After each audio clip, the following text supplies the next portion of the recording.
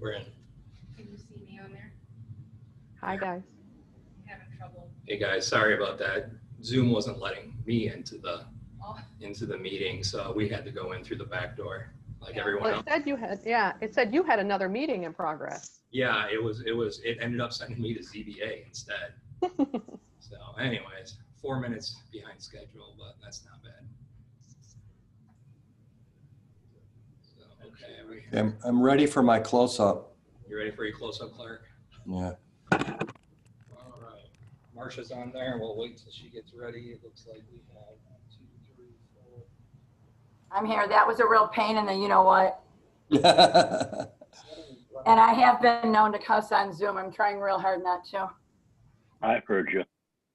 What? I heard you. Did you really? I don't think my audio was on. I heard you through the neighborhood.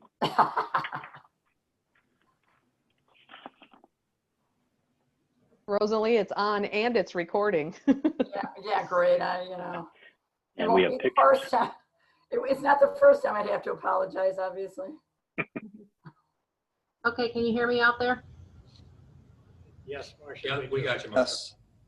All right.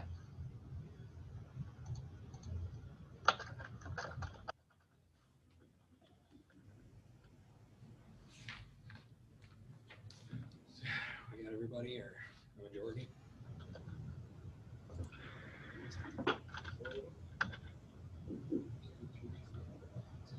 We got 8 out of 9. We're good. I think we're good, Marshall. George Sleeper just joined. Sorry I'm late. I had technical problems. So did we, George. I didn't actually get this thing up until 4 after. Were you cussing over there, George, like I was? No comment. What a gentleman.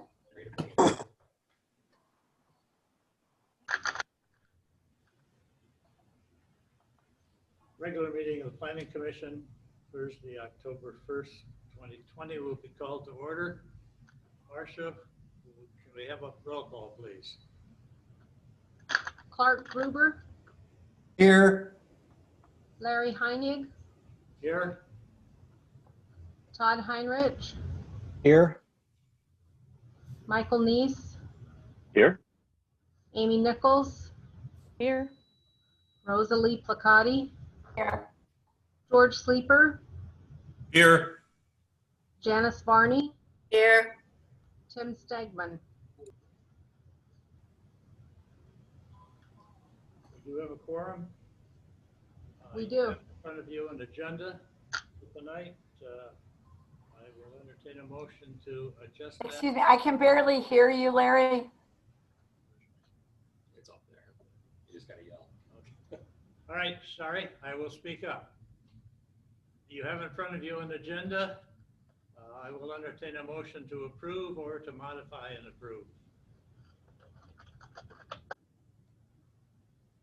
Is there a motion? I'll make a motion to approve the agenda. I support Janice. Made and seconded to approve the agenda as printed. All in favor? Well, all in favor, we will take our roll call vote. Varney, Yes, Gruber, Yes. Heinrich, Yes. Neese, Yes. Nichols, Yes. Placati, Yes. Sleeper, Yes. Heinig. Yes. Agenda is approved.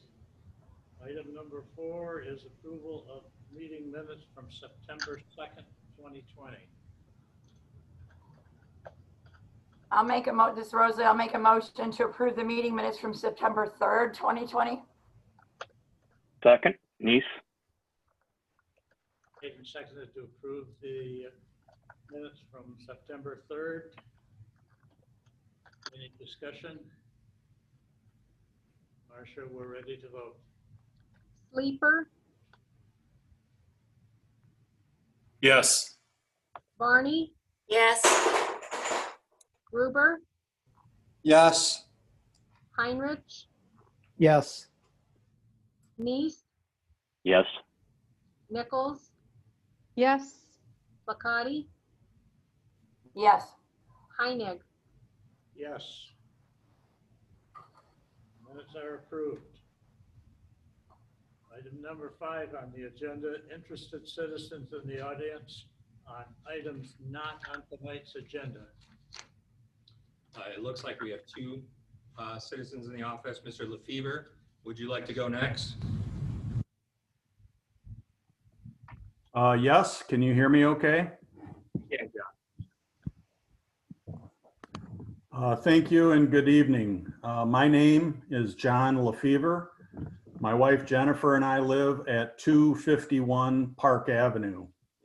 I am here this evening to talk about an ambiguity in our zoning ordinance that disfavors our single-family neighborhoods in South Haven. Namely, the zoning permit provisions that allow for rental units to build parking lots, ignoring the setback requirements that all of us in the neighborhood comply with.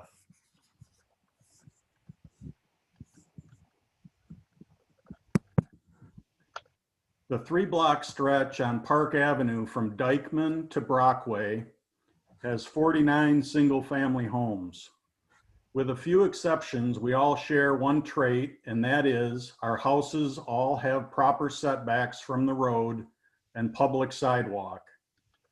The multifamily dwelling in the middle of our single-family neighborhood of the for-profit rental business at 258 North Shore has an adjoining lot that also fronts on Park Avenue.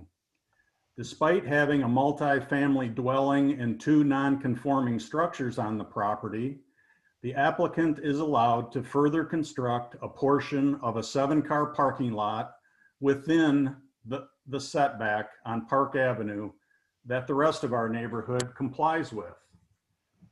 The zoning administrator has interpreted that even though this lot is a double frontage lot and has frontage on Park Avenue, the frontage setback that we all comply with does not apply in this case, because now it is conveniently referred to as a backyard, despite having frontage and frontage access from Park Avenue. If that isn't convenient legalese, I don't know what is. This interpretation was also supported by an attorney from Spring Lake that the city hired to help support the applicant's position and refute my formal complaint.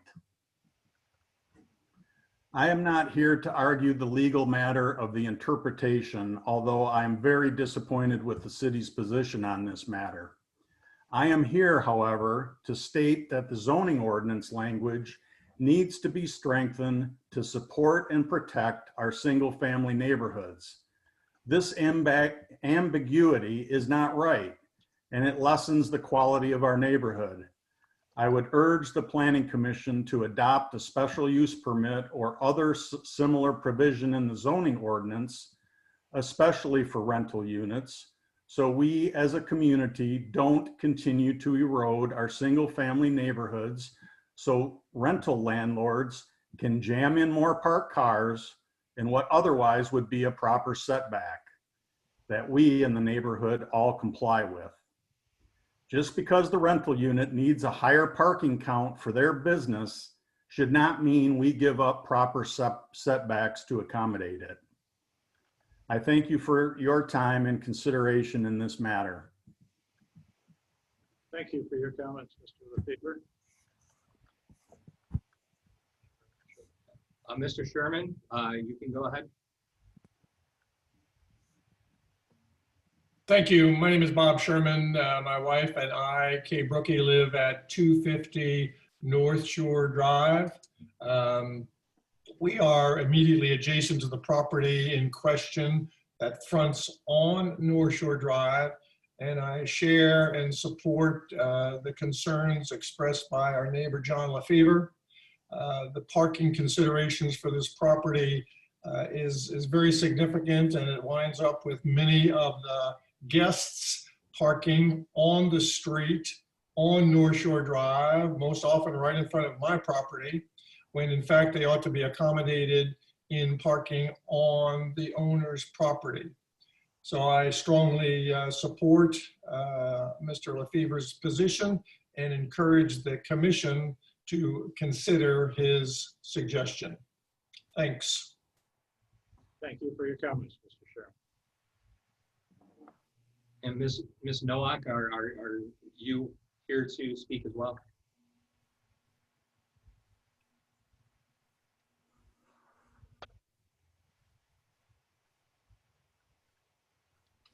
Ms. Nowak?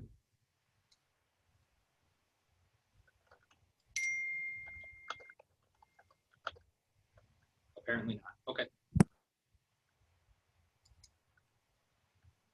Seeing no one else to speak to us tonight at this time, we will. Mr. Chairman, are we allowed to ask a question of our call-ins?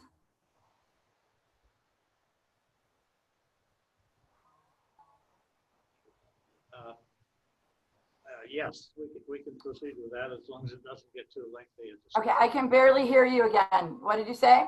As long as it doesn't become a long discussion here, we can take some time to do that. Don't worry. This question is for Mr. Lefever, if he's still on. On that parking lot, are cars entering off of Park Avenue? Or are they driving through the North Shore Drive entrance? They have a curb cut on Park Avenue. They do have a curb cut. So, because, And there's a curb cut on North Shore. okay. All right, thank you.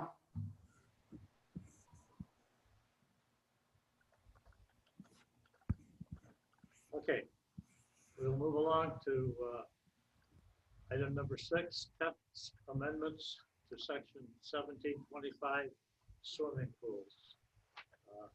This will be a public hearing, but first we will be briefed by staff.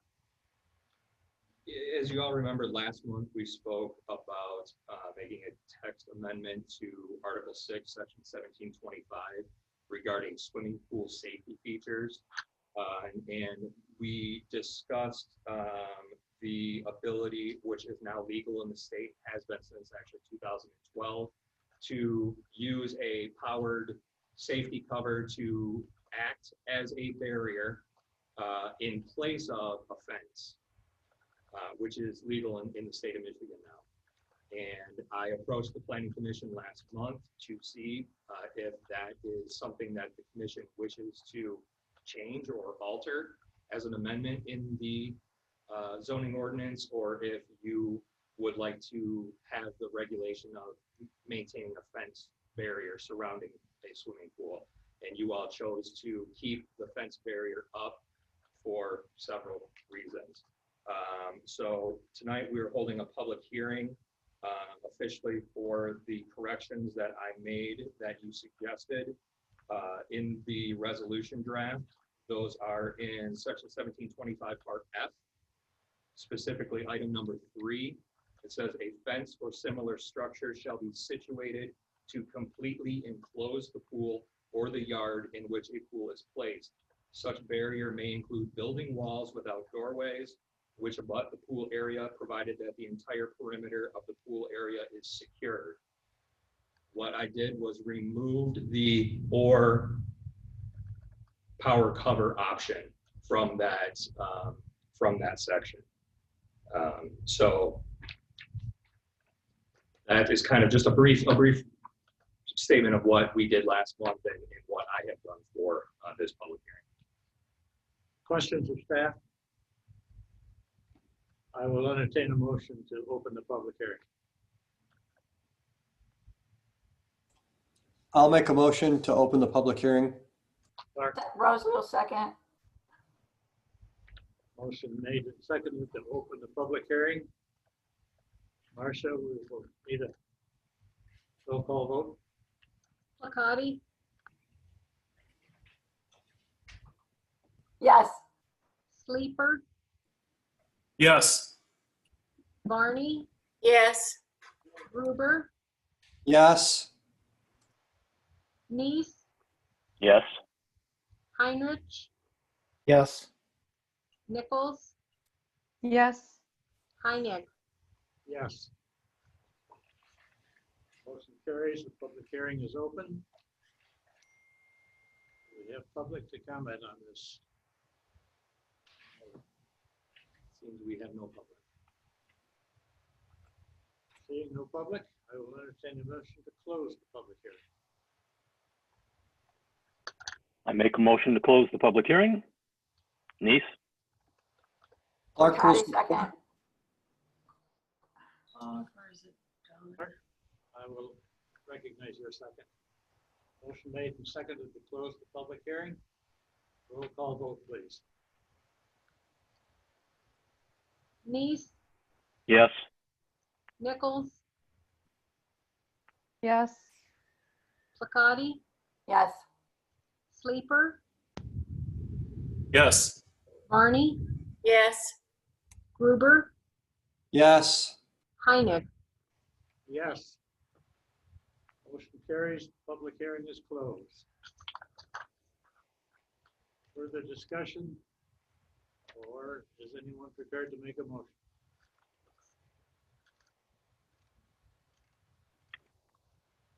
Rosalie? Mr. Chair, I'll make a motion to approve the draft resolution as written to keep fences and similar barriers as a mandated requirement for the installation or operation of swimming pools under section 1725.2. Is there support? Support Barney. Motion made and seconded. Is there discussion?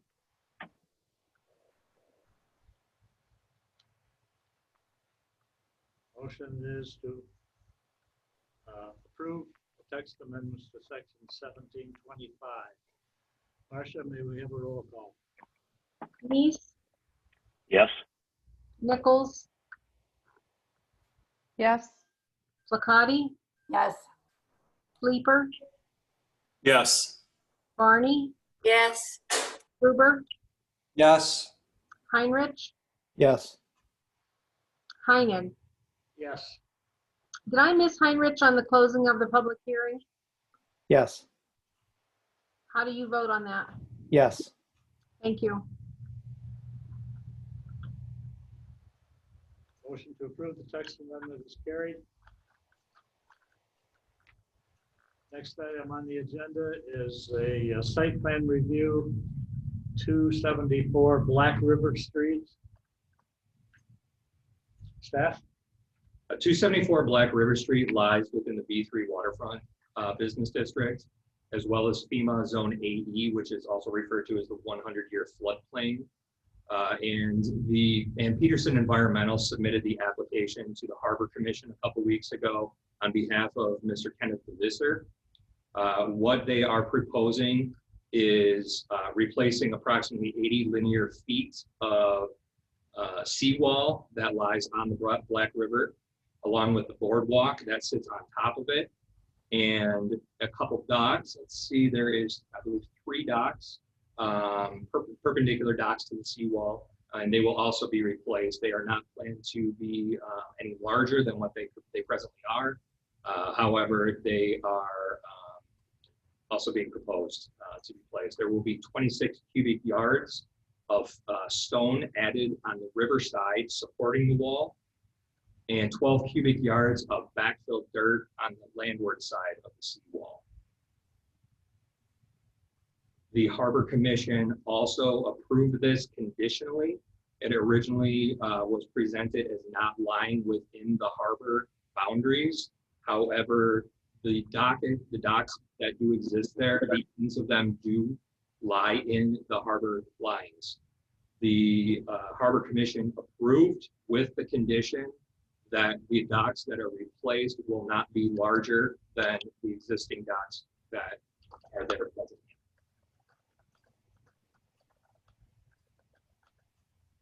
Do commissioners have any questions? Yes, I have a question. This is Todd Heinrich. Go ahead, Todd. Larry, I can barely hear you, and Brad both. We don't have the minutes for the Harbor Commission meeting. I looked for them. There, I think that it was at a recent meeting. Is that the case? 2 weeks ago, Todd. Okay. So I looked on the online and I went back a couple meetings, I couldn't find it.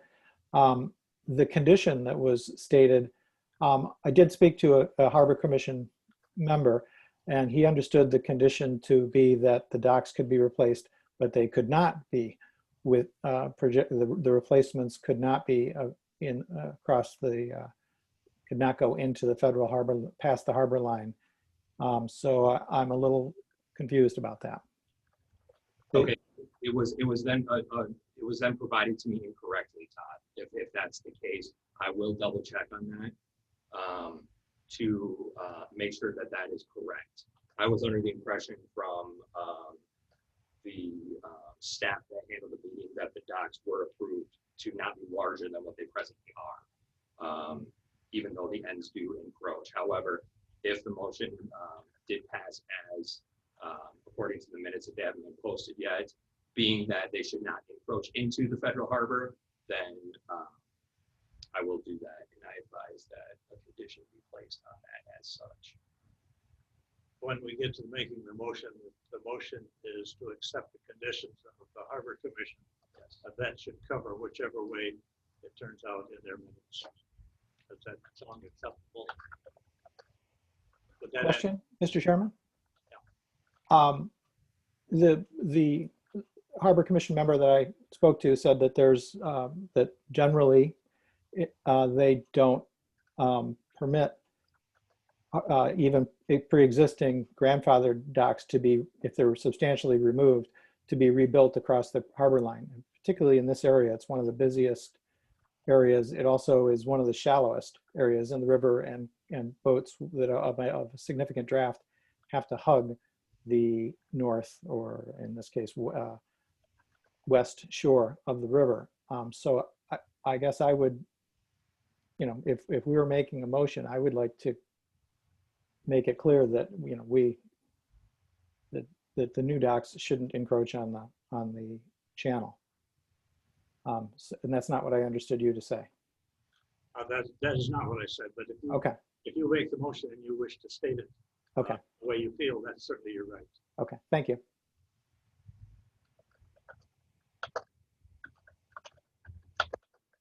Anyone else? Are we prepared for a motion?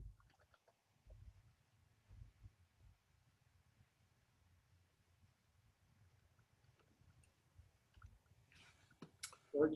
This is George Sleeper. I'll make a motion to approve the site plans for the shoreline protection structure at 274 Black River Street, conditional on the same conditions that the Harbor Commission established for that site plan. Clark Gruber will second. There's a motion made and seconded to approve with the same conditions that the Harbor Commission has approved. Further discussion? Yes, a question for Todd. Todd, would that satisfy your objections? No, I don't believe that's the intent of the Harbor Commission, but we don't have their minutes. So I don't believe that we should be allowing construction of new docks into the channel, especially at this particular location across from the launch ramps in an area that's particularly narrow. So I'll be voting no on this motion.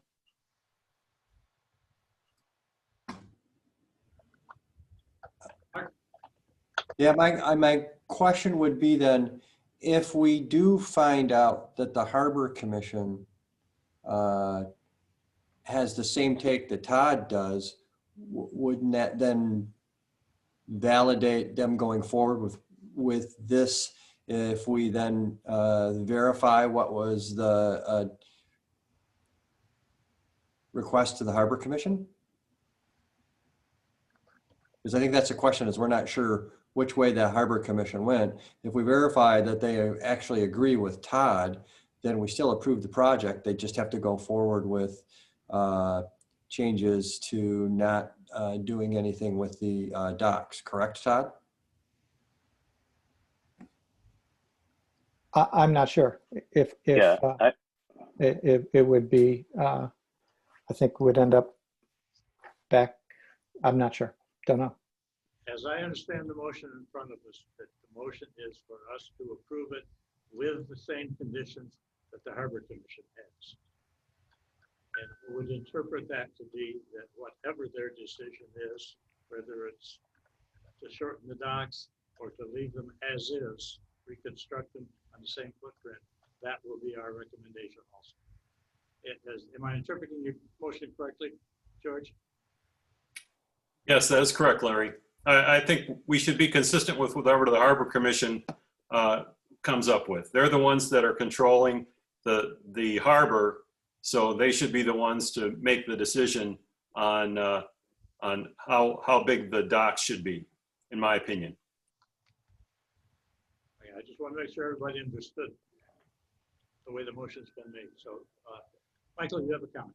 yeah. My question is, if we approve the motion as stated, and it doesn't agree with what Todd's raised, have we now negated Todd's point?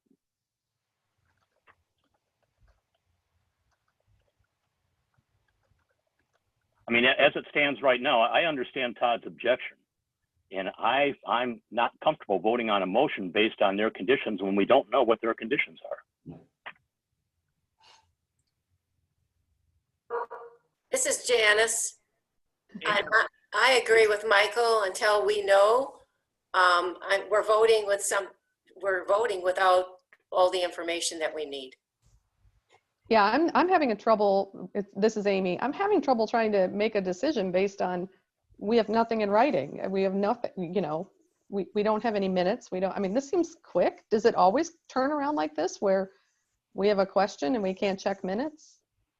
Well, soil erosion projects are usually handled quite expeditiously.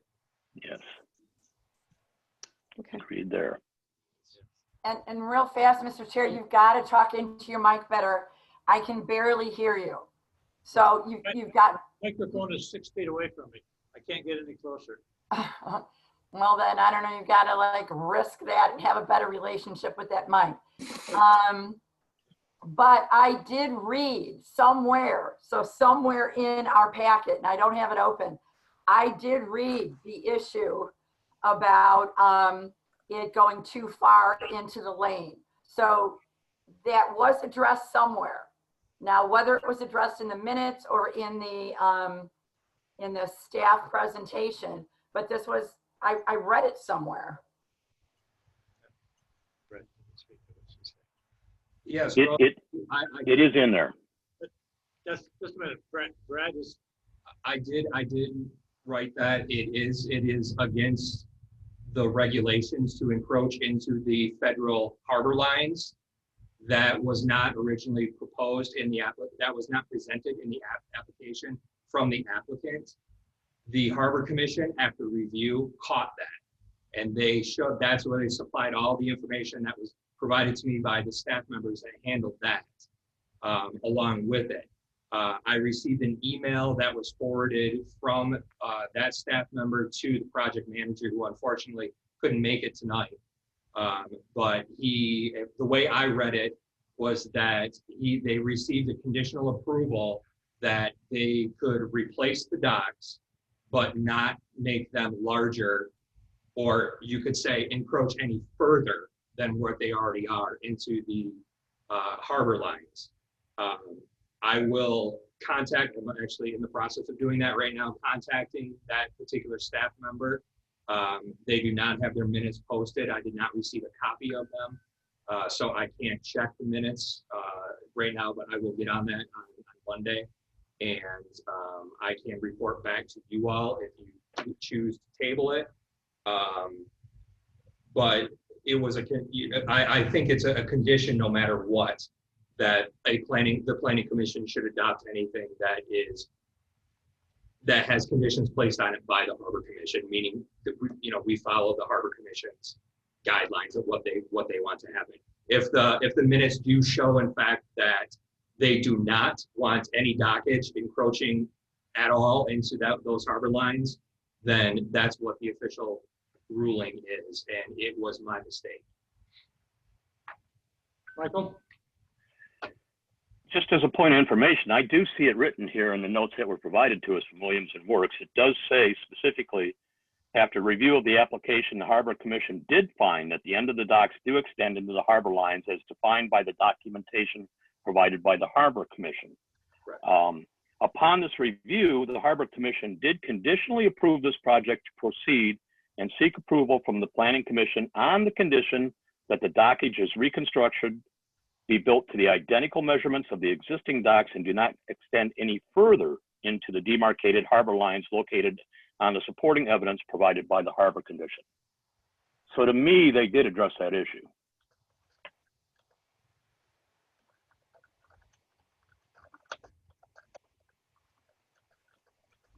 Okay. As I say it, we have two options here. We can table this until we get a copy of the Harbor Commission's report, or we can go ahead and approve the motion that's on the floor, which is to approve with the same conditions of the Harbor Commission as approved. Todd, do you feel more comfortable now, or are you still going to vote no?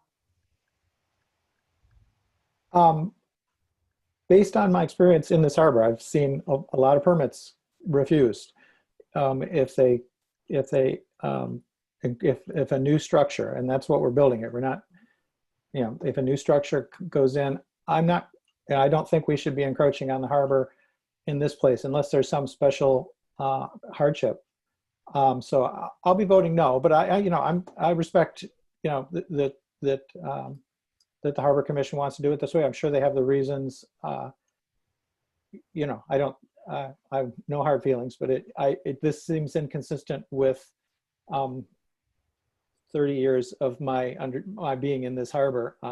It's usually really hard to get the different agencies, whether it's been the DEQ or the Harbor Commission, to allow reconstruction of a dock across the harbor line. The Maritime Museum's new docks, for instance, are being altered to make sure that they don't. And again, I'm not clear. It may be that above the bridge, there's different rules for above the bridge than below the bridge. And that may be the case. Vote your conscience. I have no hard feelings. I'm not. No, but my question was that it seems that it seems like they addressed it though, that they're not going to give permission unless it's drawn back from, the middle of the river. It's not? Yeah. That's not what it says. Yeah. Okay, then I am. Yeah, it puzzled me, and that's why I picked up the phone and called a harbor commissioner, new harbor commissioner, so I'm just kind of going on the seat of my pants. I'm not comfortable with this. Huh, So, okay. Yeah, if you're comfortable, vote yes, Rosa. And I'm just wondering, the motion says it's approved based on whatever the decision was of the Harbor Commission. So if they said, go ahead and build, then it's approved and they can go forward. If they said they can't, they can still go forward with the project. They just can't work on the dock. So I think we've got both sides of the equation taken care of.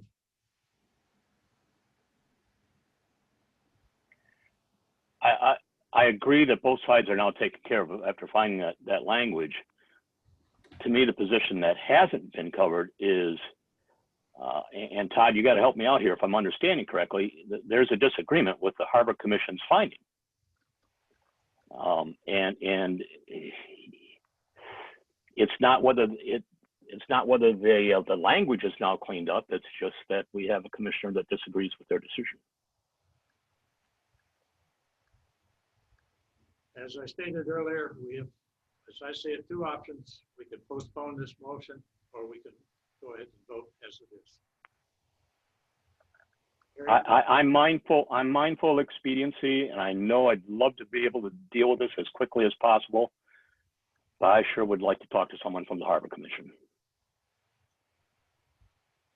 Hearing no motion, Marcia, will you call the roll? Gruber, Yes. Heinrich,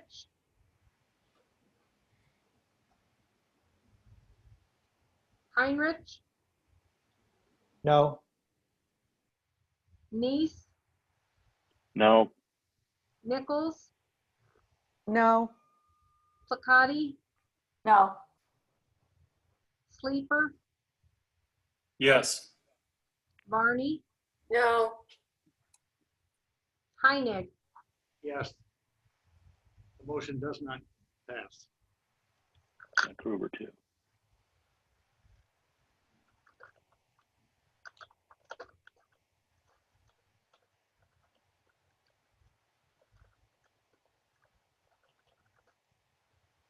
That means the site plan is not approved. And I assume then, Brad, when you go back or whatever, you'll explain why that didn't pass, right? And what we need from them? Yes, is it my understanding that we are tabling for a future decision, or are we rejecting all construction? We should have a motion to clarify that. I'm sorry. I thought we just turned down the project site plan. That's what I thought too, that we rejected construction. We rejected it because we don't have verification of what the Harbor Commission has, because we haven't seen their minutes, because someone was unclear on what happened. We don't have the minutes in front of us. We were just going with whatever their decision was. So the project could go, so the project can't go forward even if the Harbor Commission said yes. Correct. Can it be revisited though, once we say no? I mean, it can be revisited, right? The applicant would have to reapply and go through the process again. Oh, shit, shoot. So, Would it be wrong for me to read the minutes as I have them from that meeting? You have that, Marcia, thank you. A motion by Schlack to approve site plan pending review by staff that it does not encroach upon the harbor lines. Second by Stegman. And that passed unanimously. So yes, I will have to clarify with the staff that ran the meeting, as well as the Harbor Commission itself, to kind of clarify what they meant by that. Whether it means that they're approving if it doesn't encroach, or if it did encroach, then they are not approving. So. And that's, if I may, again, I don't think this project should be held up for our lack of clarity in how our agencies are working together. Those minutes, as just read, takes care of all the issues that we've been discussing. We hadn't heard that information before. The Harbor Commission approved it as long as it does not encroach into the harbor. Exactly. Boom. That takes care of the whole argument, the whole discussion we just had. Had we had that information, I would have voted yes, no problem. I think it directly addresses Todd's concern. I would hate to see the applicant have to go through the whole planning administration or planning approval process again, simply because we didn't do our job.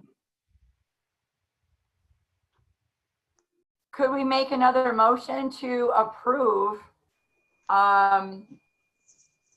you know, the site plan, you know, with that exception? Can we do that and make a new motion? Yeah, now we have different information, so it changes Absolutely. the position we voted from. Might I read the motion that was made? Sleeper made a motion to approve the site plans for the shoreline protection structure conditional on the Harbor Commission conditions. Yes, we knew that. However, we didn't know what the Harbor Commission's conditions were. Yeah, this is Todd. If I were to vote again on the exact same motion, I would vote yes. Me too. This is Amy. Yeah, I would have done the same thing. I won't reverse mine.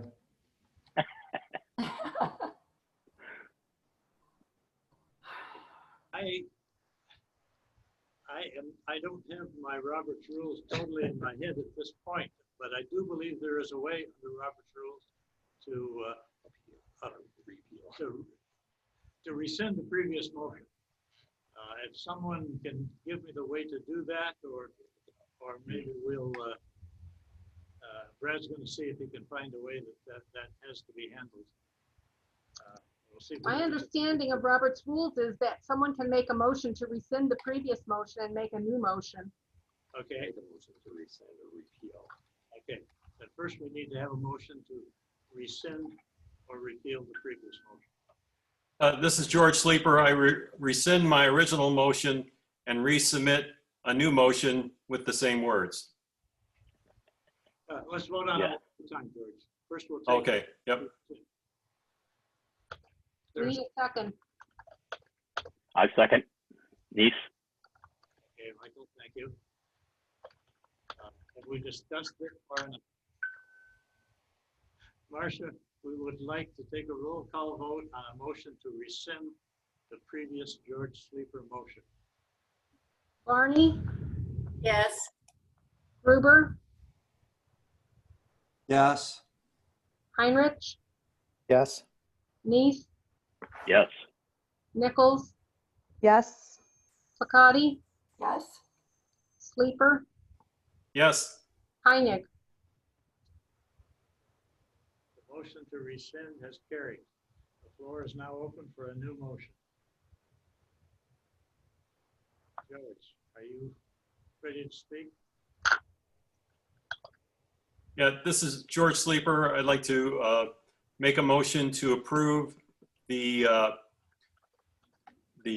plan for 274 Black River Street with the condition that the Harbor Commission recommends, which is not encroaching on the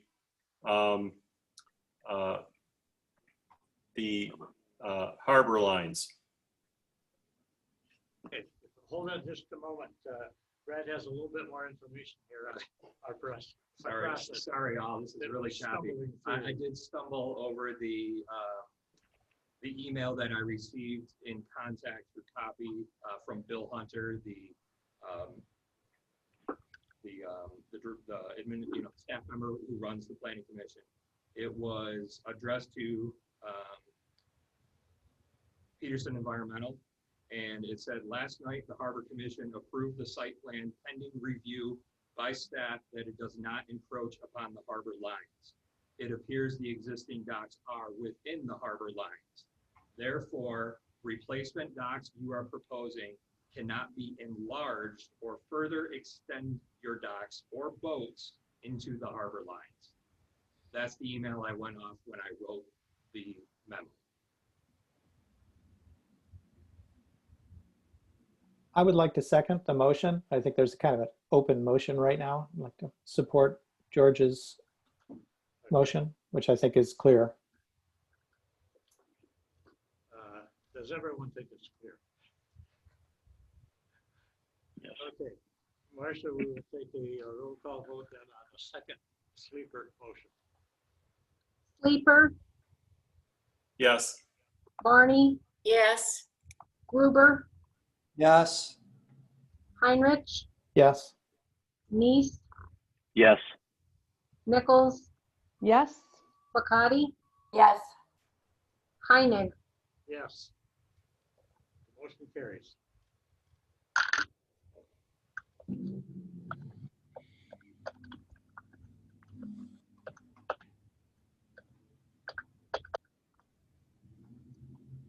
Page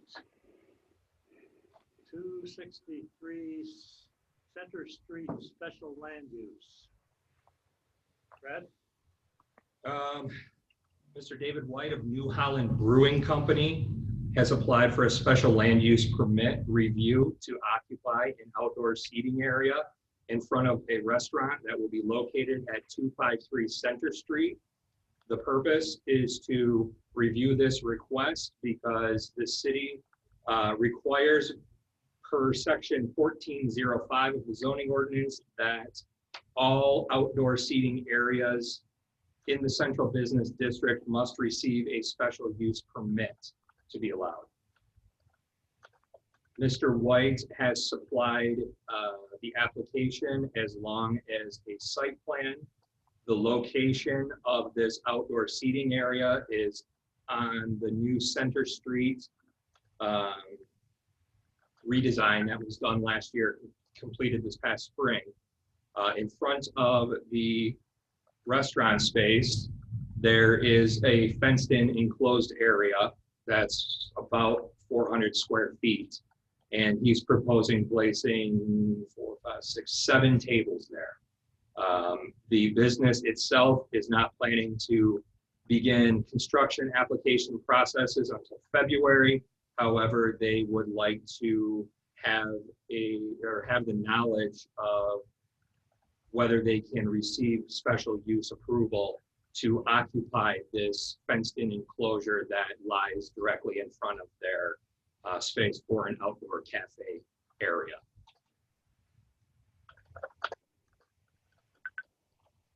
Commissioners have questions of Brad?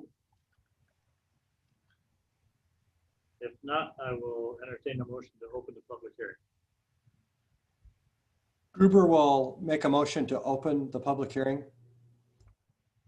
I'll second. Nice. Motion made in support of opening the public hearing. Marcia, may we have a roll call? I'm sorry, I was a little distracted. Did Gruber make the motion? Yes. He did eloquently. And Nice the second? That's Yes. correct. Thank you. Licati, Yes. Sleeper, Yes. Barney, Yes, Gruber, Yes. Heinrich, Yes.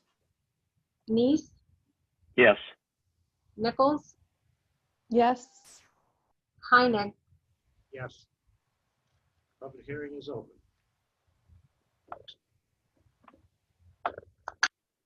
Does not appear that we have anyone from the public.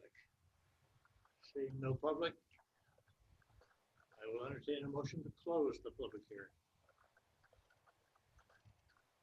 Licati, make a motion to close the public hearing.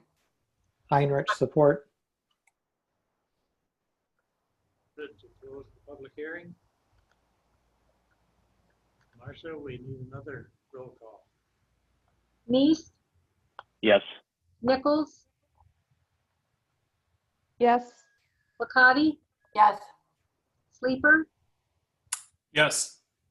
Barney, yes, Gruber, Yes. Heinrich, Yes. Heinig. Yes. Public hearing is closed. Questions, comments? Motion. Question? Mr. Chairman? Question from Heinrich? Yes. Todd, Okay. go ahead. I wasn't on the commission and didn't study the original plans. I went and looked at it today. I just in general principle, I like this. It looks really neat. Is this was this the intent of the sidewalk design, was to have this sort of seating on the sidewalk? And from what I understand, the city at the time when they were designing this road and sidewalk redevelopment was that we have received requests from restaurants and cafes in town that they would like to have outdoor seating space available. However, as you all know, many of the sidewalks in the CBD are very narrow, and we have not allowed them due to the fact that they would interfere with pedestrian traffic. So when this was constructed, the engineers designed spaces like this along every, so often. I think there's another one up the street a little further.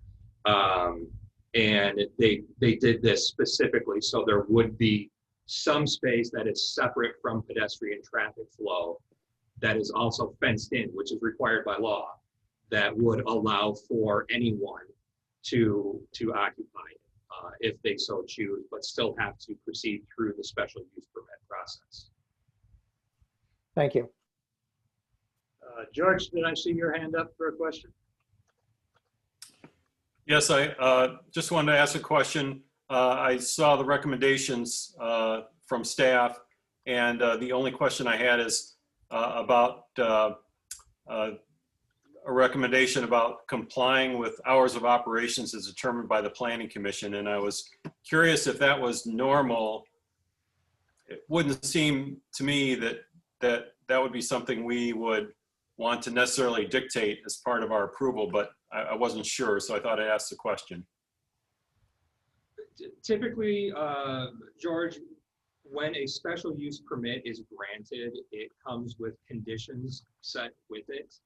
That is completely up to the Planning Commission to do so. So when I make a review, I try and think of all the things that may come up.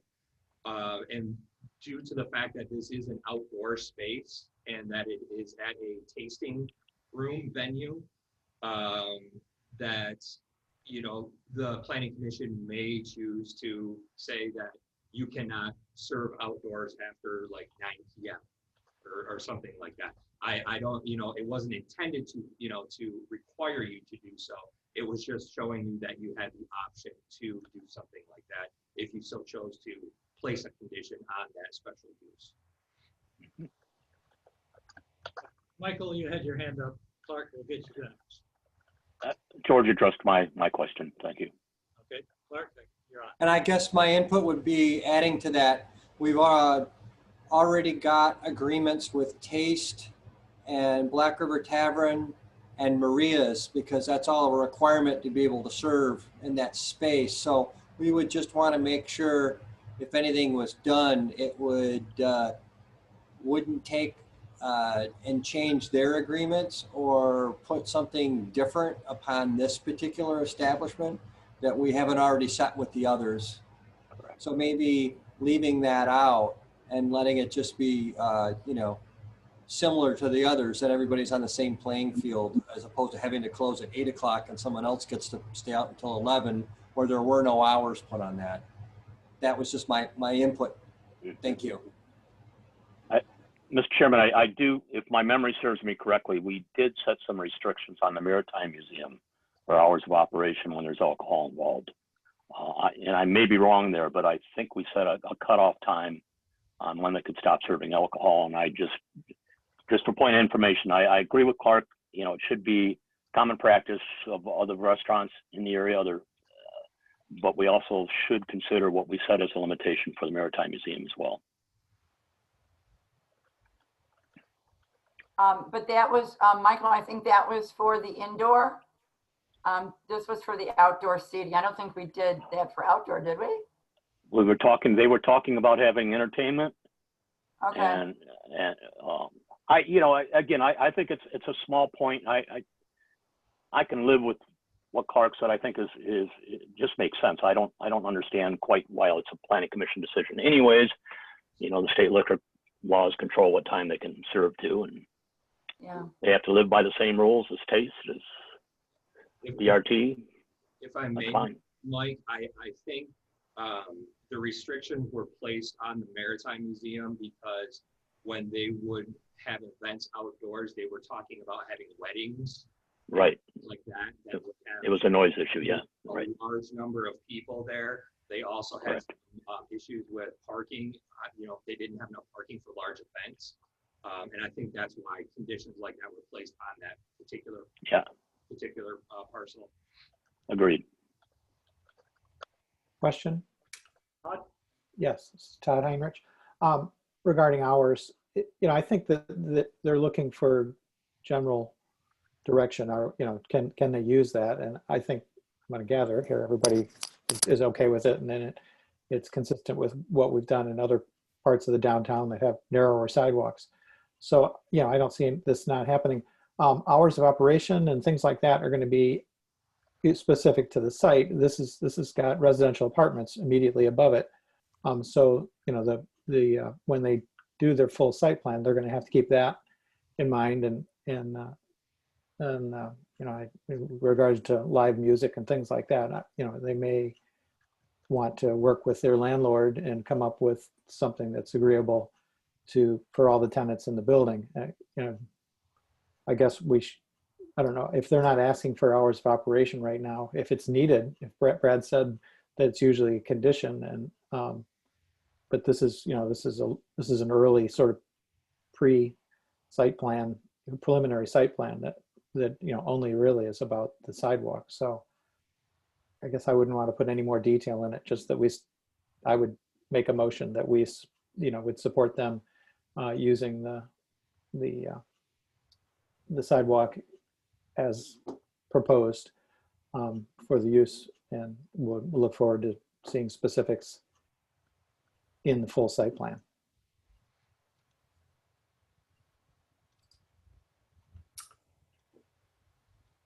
This is George Sleeper. So I guess after hearing Todd, is this going to come back again for another review with more details? I am not sure, George. This is something where they are not enlarging the space. Basically, what the landlord is doing is white boxing. He's prepped it for them, you know, with what they term as a white box, which is basically just a large open space.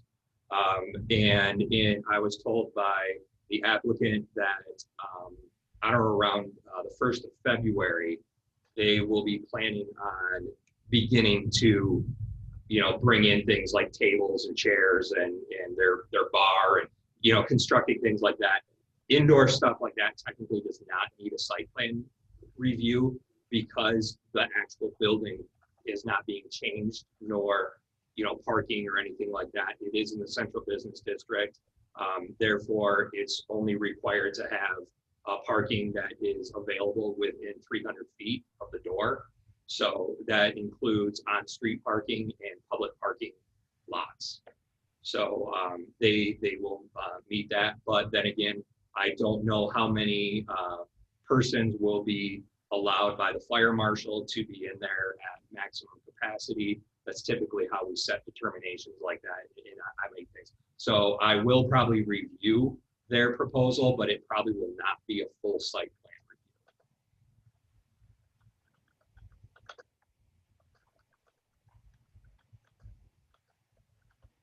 Does that clarify it at all for everyone?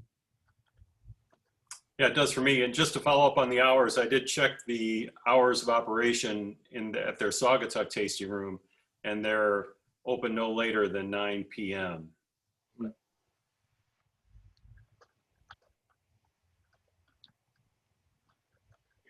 I wondered,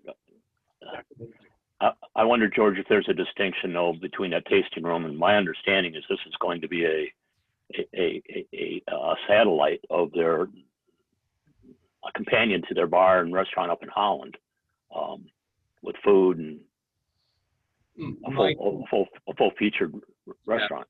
It is not going to be a full feature restaurant. Oh, it's wonderful. Going Okay. to be a tasting room like in Saugatuck. Oh, sweet. They will have Perfect. appetizers to give, but it's basically they're only going to be using a microwave. It's basically a heat oven. They're not nothing hooded, nothing like a full restaurant would have is going to be installed. They will only be serving their products. They will not have an open bar or serve any outside product other than their own. So it will be almost identical to what Saugatuck and Holland and all the rest of their locations have. Thank you.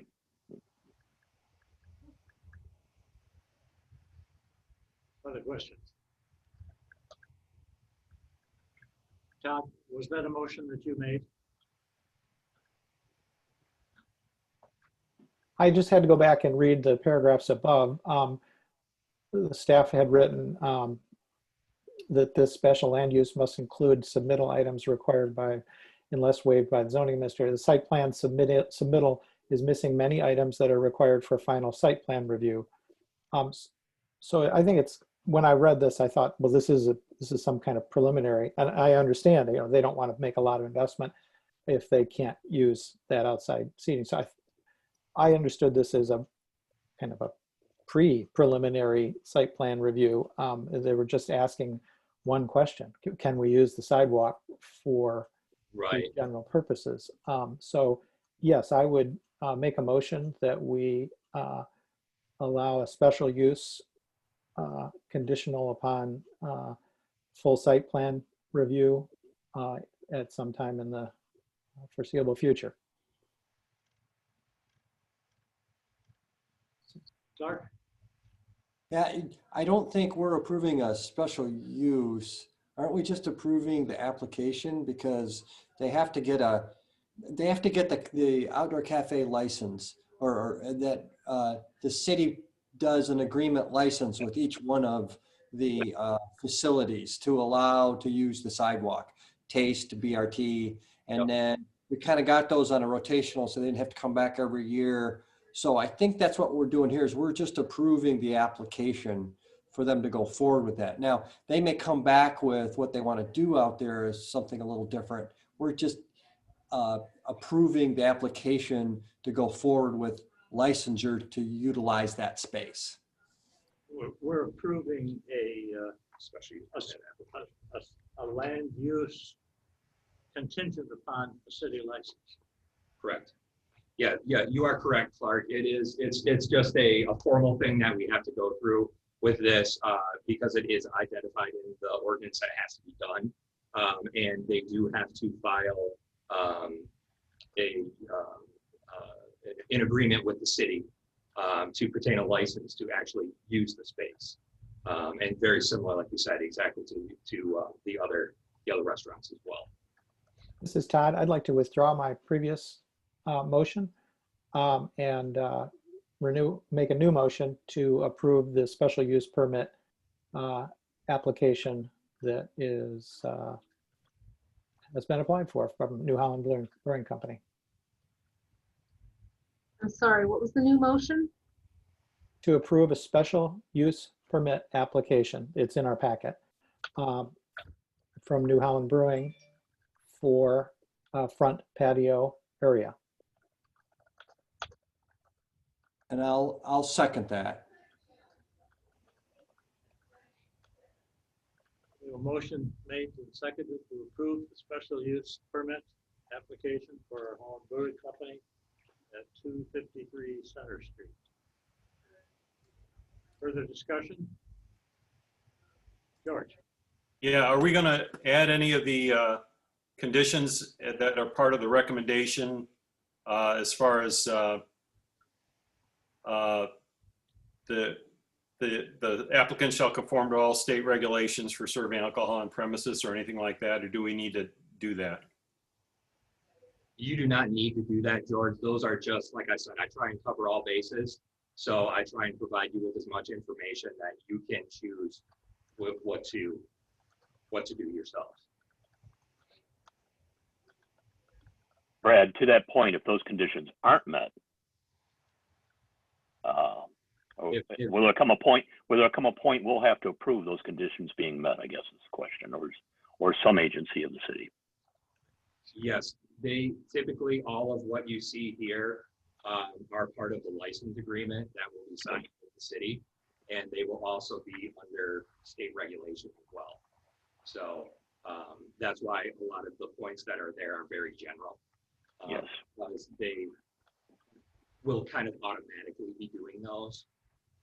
It's just, like I said, just to supply you all with enough information that if you just want to reinforce it a bit by, stating that, it's up to you. Thank you. Marcia, do you have the motion? Yes, motion by Heinrich to approve the SLU permit application in our packet from New Holland Brewing for a front patio area. Okay, very good. We're ready for the roll call. Heinrich, Yes. Neese, Yes. Nichols, Yes. Sakati, Yes. Sleeper, Yes. Barney, Yes, Gruber, Yes. Heinig. Motion carries. Approved. Item number 9, bills. Proposal. policy discussion. Yes, so on August 17th, September 8th, City Council had considered a request from the residents here in the city to paint murals on both a public roadway here on Phoenix Street in front of City Hall, and then again on a building in Elkinberg Park. City Council requested further information from staff regarding concerns with traffic safety. And they also would like to, so that we required engineering to review that. They also requested staff to write a mural policy that would be applied to all murals that would take, on basically anywhere in the city, as well as seeking any public input from citizens. And they specifically wanted the Parks Commission and the Planning Commission to discuss it, and then make a referral back to City Council. So basically what we need to do is discuss the draft policy that was provided in the packet. I hope you all have had a chance to read through it. And one particular item that we need to discuss as well is, should we allow the right to install, I'll say install, but really paint a mural on a public right-of-way, such as a city street or a roadway? The engineering department, DPW, did supply a memo to City Council with their disfavor of such a thing for safety reasons. Typically, what streets and roads has to follow is a national and state, reinforced by state regulation. And there is a standard that is under a large document abbreviated MUTCD, which is the Manual for Uniform Traffic Control Devices. And that basically tells you, for the size of your road, how wide you have to paint your stripes, where they have to be placed, what types of signage has to be placed on there for uniform and safe traffic flow. DPW felt that it was something that they would not recommend to do for that particular reason. However, City Council still does want to hear how the planning commissioners feel about these two items in general, the draft policy and specifically painting streets and roadways.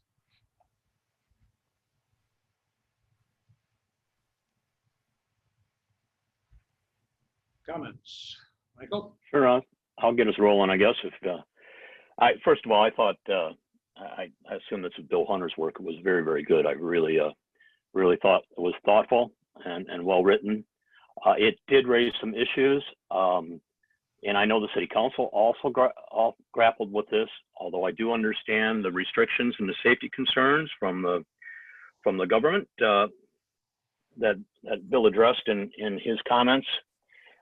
There's still the question, why are other cities able to do this? If that is indeed being prohibited, or I guess it's a suggestion that we not do it more than a prohibition that we do. I did have an issue with the concerns around safety. I really can't see people driving, looking down at the road.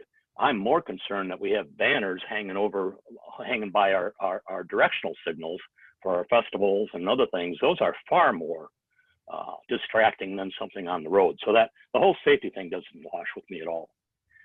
The concerns I had were twofold on the way it was written. Does it just apply to roads, or does this also apply to sidewalk art? Can I use the sidewalks in the city to do a mural, to do a chalk drawing? I don't know. It wasn't clear to me where the boundaries were on what we were considering. There was also a concern I wasn't clear on, the difference between public and private property for murals. I know that A&D, one of the designs we have for the convenience store over by the Overton project, one of their project plans includes painting a bit large mural on one side of their building. How will this impact the private use of property as well? And lastly, I got to tell you the thing that really makes my stomach boil a little bit is we got to be really careful of First Amendment issues here. I did read the concerns of citizens that sent it into the council, by the way, which included a lot of comments from people that don't live in the city, and I wondered about how wise that was. But most of the comments sent into the city had to do with the content of the message, not the safety concerns. And I just don't think we should be playing in that arena that limits free speech. So those are my concerns. Mike, may I address the private property? Please do. Just to clarify, I'm sorry, this is all public property we're talking about here for the murals. Any private person is allowed to paint a mural on their building. It just has to conform with our signage, which does permit murals to be painted. So it does not affect. This is specifically public property. Yeah. Items in parks, similar to what's over at Kids Park right now.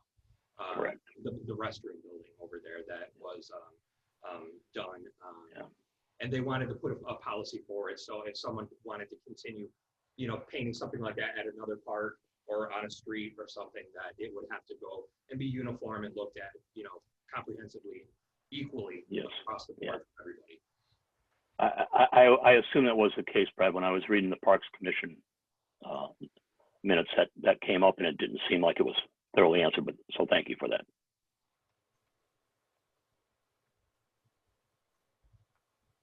Rosalie? Yeah, hi. Well, I think first of all, the Parks Commission did a good job. They really took it piece by piece, and they really, it looks like they spent a lot of time on it. And I think rightly so, because I think where we're going to see murals, and where we have seen murals, are in the parks. So I'm glad they kind of did it first. I actually do support Bill Hunter in him, Bill's very much by the book, and the more I get to know him, and he did answer, I think, that question is how do other people, do that on the street? And he answered that, I guess, their employees aren't as thorough, or that they have a bigger staff to keep repainting it. Because I do think if they do it on the street, it will get scraped, it will get worn within a year. So there's that. Michael, it's funny, I did see Kalamazoo's, and it did distract me when I was driving, because I was driving and all of a sudden I'm like, whoa, there it is. And so, not that I crashed into anything, but I can see slightly where that would be. So I'm actually leaning toward Bill Hunter's recommendation, because I think that anything that could jeopardize any kind of funding is so critical.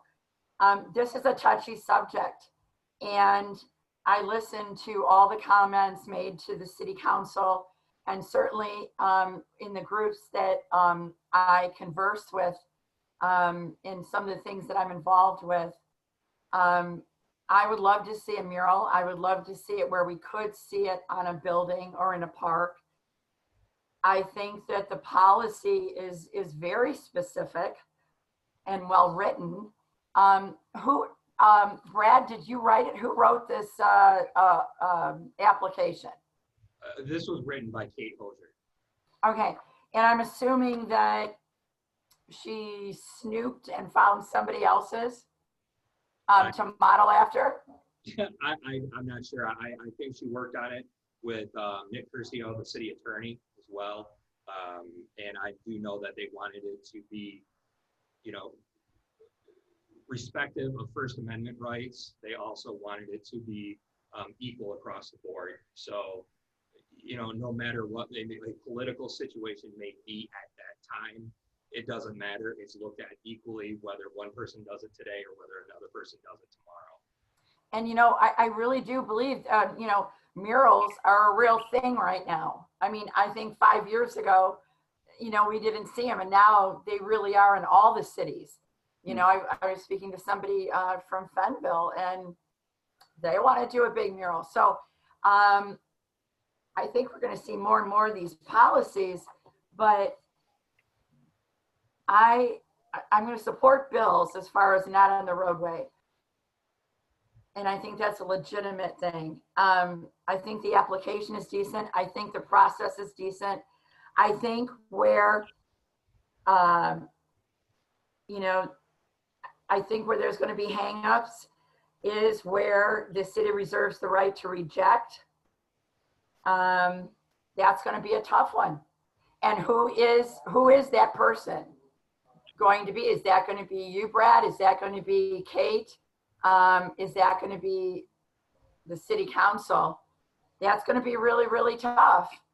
And I wouldn't want those jobs because this is really touchy. And I'll shut up after this, but what process happened for Kids Corner in that mural?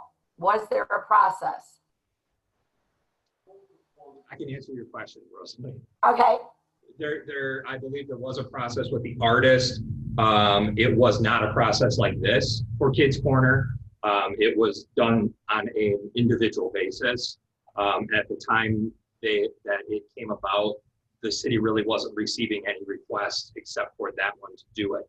Now they're receiving more, and they've recognized, council recognized that this is, like you said, going to become a popular thing, and that we really should have a policy put into place. The responsibility will lie with city council. This will be a city council decision for all murals. If I'm correct, George, that's the way I understand it. That was explained to me by Kate, and that, you know, after discussion, that this will be voted on at city council meetings. Michael? Yeah, just to make clear my comments, I'm not opposed to what Bill's done here, or I think it's solid. It just raised some issues to me. Primarily one, I mean, the first one I think about, if I was got a mural rejected or something rejected on the road, I'd get my chalk out and do it on the sidewalks. Does this apply to our sidewalks as well?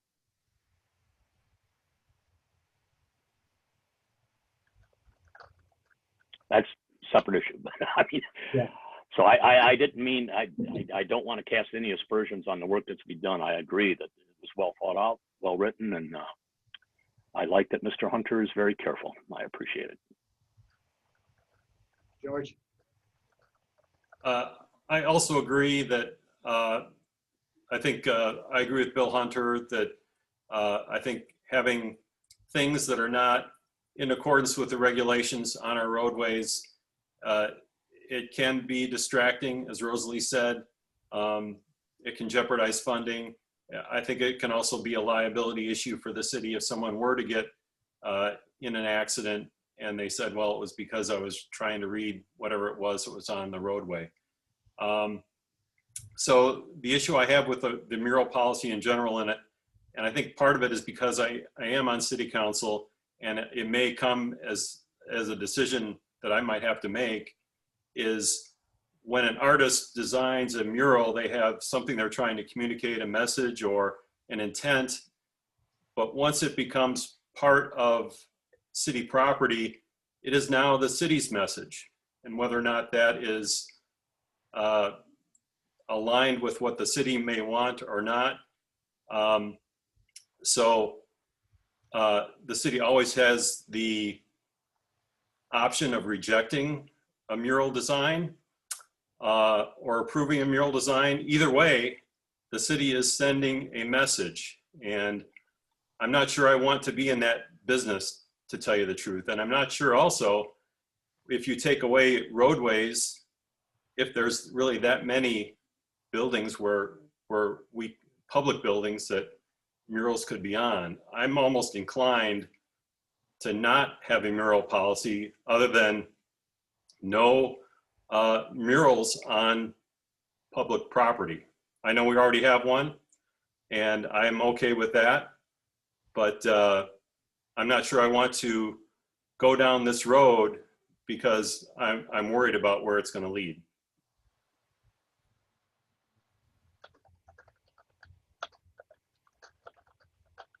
Anyone else?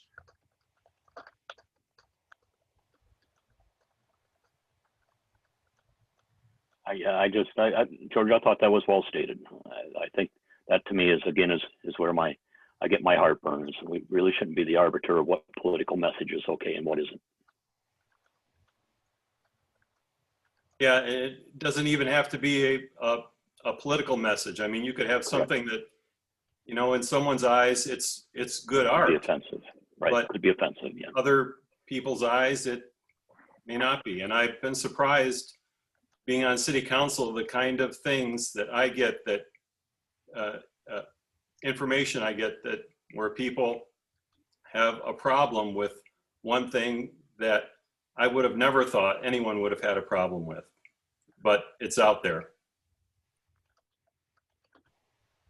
Well stated.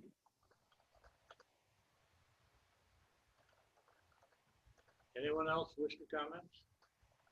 Yeah, this is Todd Heinrich. I like the way you put that, George. It does make me sad that I can see somebody saying, well, we can't have a statue of the little girl with the beach ball in front of City Hall. But these are the times that we live in, and I appreciate your thoughtful words, George.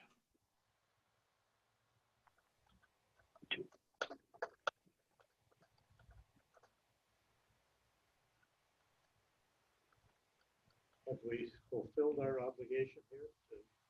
I think so. I think, Marcia, you're getting this all down. So I think we can do that. I will type up a staff report then and submit it to City Council. Okay. Thank you. Our discussion that we have had becomes our report. Okay.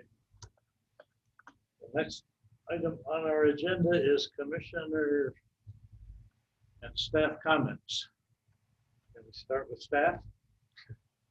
Well, thank you for being patient tonight, everyone, and waiting the additional 4 minutes for us to get our technical troubles fixed over here at City Hall.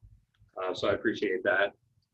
Next month, we have a planning commission coming in, or application coming in for a PUD amendment. So that is something that we'll be looking at coming up next month. Marcia, do you have comments? I do not. Okay. Well, if this board in front of me doesn't move, I'll just kind of go around the board here. So Rosalie.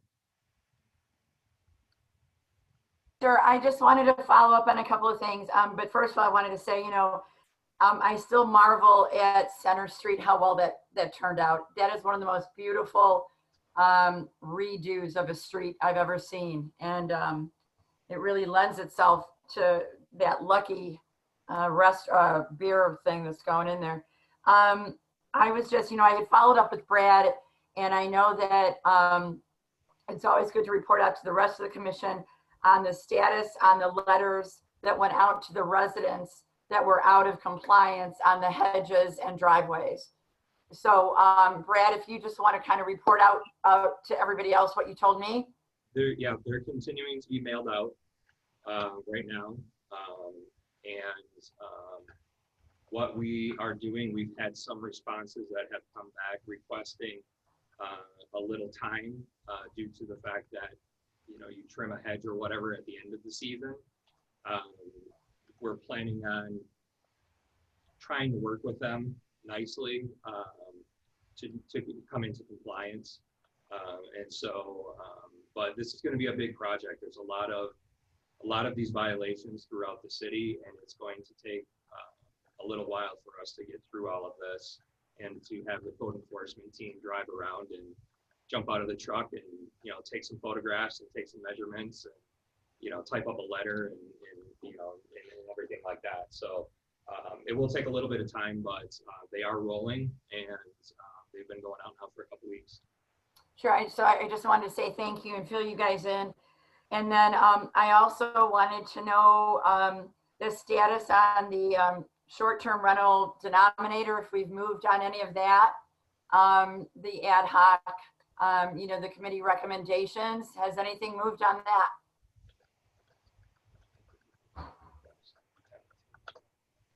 Well, Rosalie, I did mention that to the mayor, and I know he was planning on putting something on the city council agenda for sometime in the fall, but I don't have specifics as far as when that might come up. Okay, thank you, George. I saw your first Monday in October, and there was nothing there. The same thing, I guess, with the, you know, I just want to kind of put this in the record because I'm not going to go away this unless you guys push me out. The status on golf carts, the same thing. And then, so I know that that is going to be put on. And I know that as we come to the end of the year, this is just prime time to prepare for 2021. And I'd hate to lose that time because, you know, you just want to be ready for 2021. And then I was just a little bit disappointed from those folks on, you know, North Shore and Park Avenue. And I know it's already getting late, and believe it or not, I've got to drive into Chicago after this meeting. So I think that this sometimes just makes me sad that when our residents come to us and we can't help them. And I don't know if anybody else feels that way or if I'm alone, but you know, these are residents that have, I think, legitimate concerns and we can't help them. So I'm going to kind of follow up with y'all on that and not take the time now, but I do want to just express that I am disappointed. So thank you. Rosalie, we can speak if you want about that specifically, and I can explain the background of that and the concerns that were raised and the decisions that were made. Okay. Explain that to you so you understand. All right, thank you. The reason there's two drives on both streets is it was initially two separate parcels owned by the same owner, who then combined the lots into a single parcel. So as the gentleman stated, there are two existing curb cuts, one on one street, one on the other. And yeah, that's why they exist there. And that's why they can do it. Okay, thank you, Brad. Doug Gruber, comments? Yeah, I thought technically, yeah, things came together. If you guys listen to the tape, at one point you guys get loud. So whatever you did there, just keep doing that and it'll work out great. And I am happy to see that the work that was actually done on Center Street, I think when they did the build out, you know, the intention was to hope to be able to utilize that space. And I think that was before there was actually even a restaurant looking at the spot. So I think we got lucky. They look great on the ones that we've done all over. And I think I did a shout out to Maria's and to Taste and to BRT on how they're utilizing their space, which is really good to see. So that's it. That's all I've got to say. George Sleeper, comments? Yeah, just real quick, I do want to thank everyone on the Planning Commission. Before I got on Planning Commission, I admired the Planning Commission from afar. I think the Planning Commission does really good work, and I think it's a testament to the kind of people that we have on the Planning Commission. So I appreciate that the work that everyone does. I think we're doing a good job. I did notice that now that I start getting Michigan Association of Planning emails, I see there's a virtual conference coming up. I won't be able to attend, but it looks really interesting, the topics they're having on there. And I think I even saw in one of the correspondence, our own Brad was recognized for his, I think his certification or whatever. So congratulations, Brad, on that. That's all I have. Janice? Yes, I do want to thank Mr. Fever and Mr. Sherman for being interested in bringing their concerns forward. I think community input and is very important, and that folks take that seriously and bring their issues to us, even if we need to evaluate it further or in the future look at what our zoning says. I also want to say that where I understand not putting murals on the street because of safety concerns, especially in our small town where I'm always paying attention, oh, there's a bike lane and I need to turn here. And so I'm following those directions very carefully on our streets because our streets are small and congested. But I do want to encourage those folks who have that strong message from Black Lives Matter to look for other alternatives to get their message across. I read once in another city on their wall in City Hall, it says, "Look around you and you will see what this community values." And so I think that some of these messages are important so folks do see what we value. Thank you.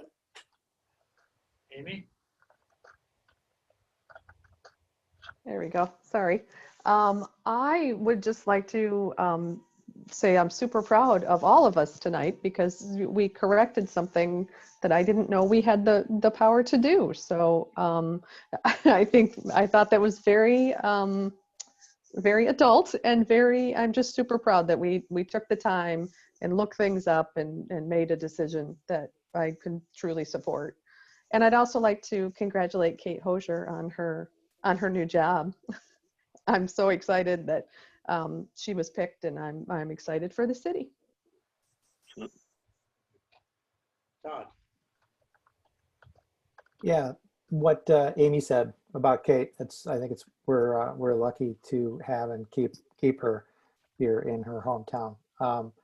The other thing is today I was looking at the project on Center Street related to the permit that we looked at tonight, and they're going but it was pouring rain and there were contractors all over that building in the pouring rain. So it's really nice to see that kind of energy going on in the central business district. That's all. Michael? Yeah, just very quickly. First of all, again, thank you, Brad. The packets that you give us do prepare us well, even though at times it may look chaotic. I really appreciate the work you do in putting it together. I really feel much more prepared for our meetings with the work that you've done on that, and I really appreciate it. Larry, great job tonight. Thank you for being our trusted leader. And very quickly, just to catch you up, other planning commission members on the Overton project and the planning commission's impact on the selection that we're sending along to city council. Tim, as you might guess, was a rock star and kept directing them back to our current zoning and what they had to consider, and taking a look at all the developers. So he really helped us to focus on business. I think we made a wise choice. One that fits, we believe, the intent of the property, as well as complying with our existing zoning, and not being something that we're going to have to spend, as Tim and I were both worried about, 4 and 5 hour planning commission meetings going through all the site plan changes. So you have much to be proud of in how Tim represented you, and I hope that I added a little bit to that. So thanks a bunch. Thank you all for being here tonight. As we tried to get through the technical problems to start the meeting and the rules problems to back up and go forward again. So appreciate that. Next month with the PUD may not be an easy thing to get through, as those of you who have dealt with PUDs in the past know they're not easy to understand. But I'm sure Brad will give us a good staff report to work with. This one's usual. This was pretty straightforward. Good. Thank you all for being here. I will entertain a motion to adjourn. Well, I'll make a motion on this October 1st, which means there's 14 days left of golf cart season. So I'll make a motion to adjourn. Second? I'll second. Oh, Rosalie, thank you. We have a motion to adjourn. Made the Marcia, second. please roll call. Rosalie, yeah. Barney, Yes. Gruber, Yes. Heinrich, Yes. East, yes. Nichols, Yes. Flacati, Yes. Sleeper, Yes. Heineck. Yes. Motion carries. All those who voted yes may get up and leave. Everyone.